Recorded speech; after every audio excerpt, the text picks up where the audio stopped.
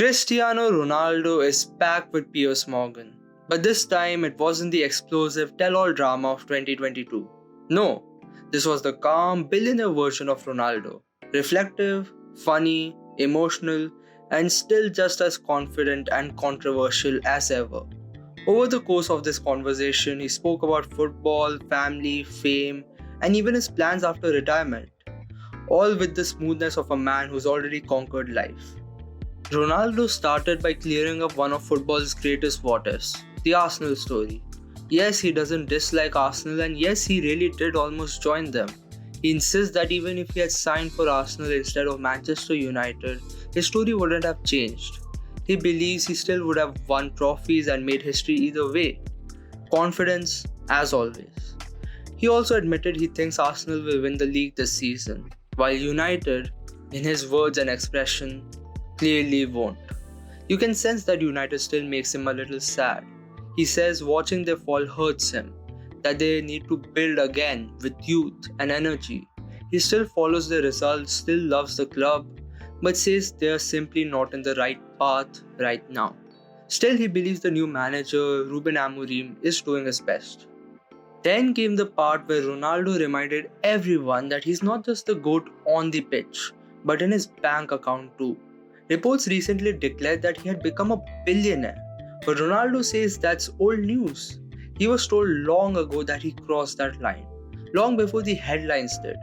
Becoming a billionaire was a major goal for him, one that he's proud of, though he insists he's not obsessed with money, even if he cheekily adds that it's always good to have more. For him, it wasn't a shock. It was just another milestone like any other record or another trophy. When Piers joked that Ronaldo's arm is worth more than his own entire body, Ronaldo laughed it off. He also revealed that one of the most expensive things he's ever bought is a Global Express jet. Because of course, when you're Cristiano, plane is just another item on the shopping list. He also owns around 40 cars, but never drives any one of them, which is such a rich person thing. On football, Ronaldo discussed a Portugal match where he scored twice but was subbed off before he could complete his hat-trick. Piers called the coach an idiot for that, but Ronaldo disagreed, saying he respected the decision completely. It's a rare thing to see, Ronaldo agreeing with being substituted. He also recalled that at the age of 17, he had the realization that he could truly reach the very top, a self-awareness that clearly aged well. When asked about his favorite player from the past 30 years, Ronnie didn't single out anyone. Instead, he said he enjoys watching great teams rather than focusing on individuals. It's an interestingly humble answer from someone who spent his whole life being the individual everyone watches. Ronaldo also admitted that retirement is near. He already has a date in mind, though he didn't reveal it. He knows it will be emotional but says he's prepared for it. In fact, he's been preparing for it since he was 25. He admits nothing will ever compare to the rush of football, but he's ready to move on. His plans for post-football life are as structured as his diet. He wants to spend time with his family, support Cristiano Jr., and learn more about his businesses and stuff. He enjoys UFC and paddle, is deeply involved in real estate, and even says that he'll continue doing YouTube. The man who once broke the internet might just start uploading a little bit more. He's also a big believer in esports, calling it the future, and proudly spoke about his role as an ambassador for Saudi Arabia, thanking its leader Mohammed bin Salman, MBS, with genuine respect. Then came the softer side. Ronnie confirmed that he will finally marry Georgina Rodriguez, and he says that he truly loves her and waited for the right moment. He spoke warmly about their 3-year-old daughter, who he says brings joy to the entire family. He called Georgina the person who holds their family together, admitting that men could never handle everything women do. He even revealed that he plans to marry her after Portugal wins the World Cup, a goal he mentioned with a grin that he said he knows exactly how it's going to turn out. The mood then shifted when he spoke about the tragic passing of Diogo Jota. Ronaldo said it was a horrible moment, one that left him in disbelief. He cried, he grieved, and he said that it was one of the most hardest times for Portugal and its people. He said moments like this reminded him to live in the short term, to appreciate what he has. He described Jota as level-headed, grounded, and someone he always shared good moments with. He also opened about his personal way of coping with loss, saying he hadn't been to a cemetery since his father died.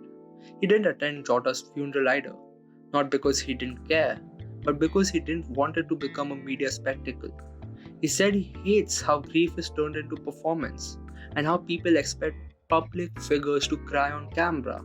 At one point, he told Piers not to even invite him to his birthday.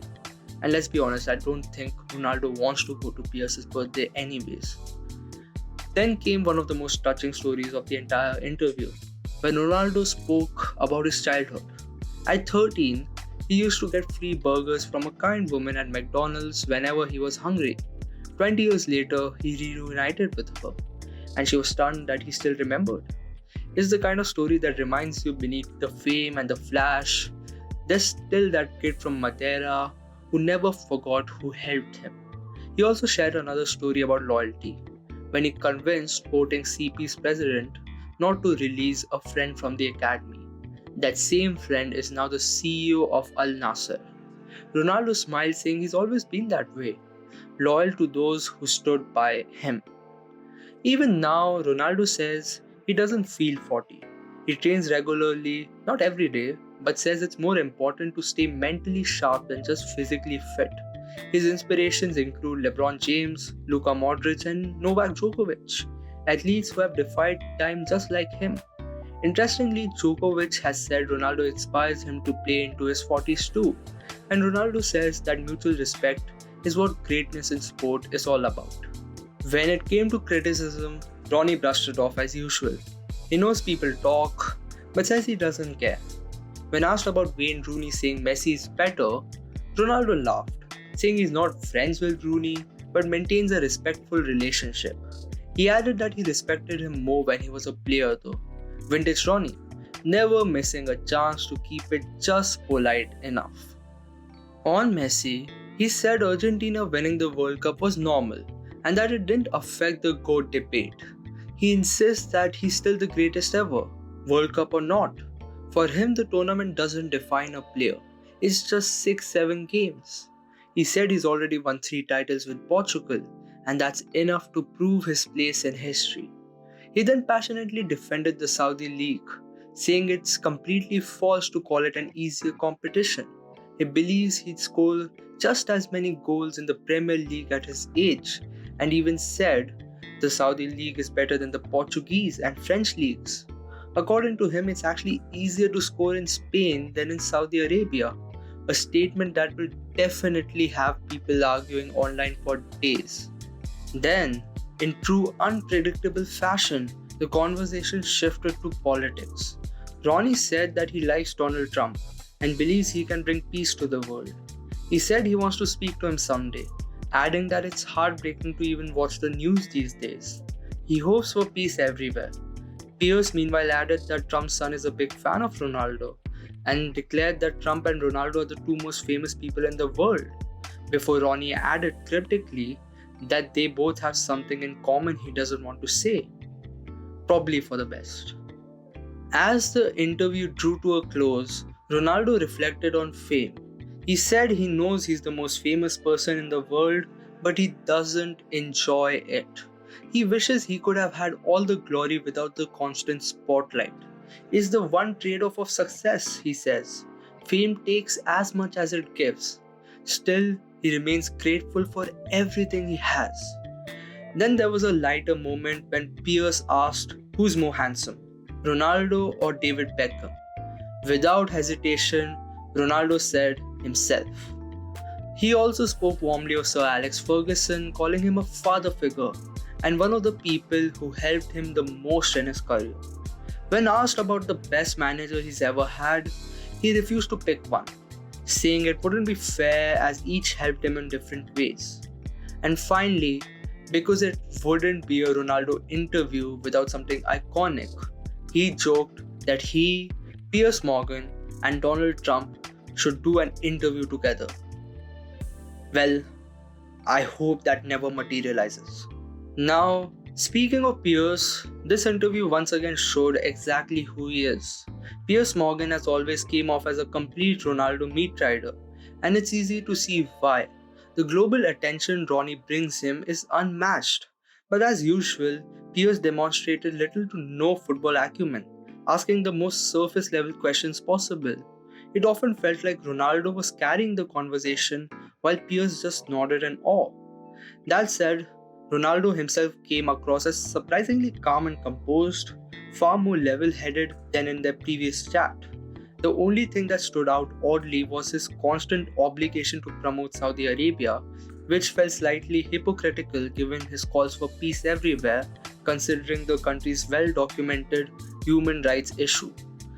Still, Ronaldo is a footballer, not a politician, and beyond that, there was genuine moments of humility, perspective, and even inspiration from one of the greatest players the game has ever seen.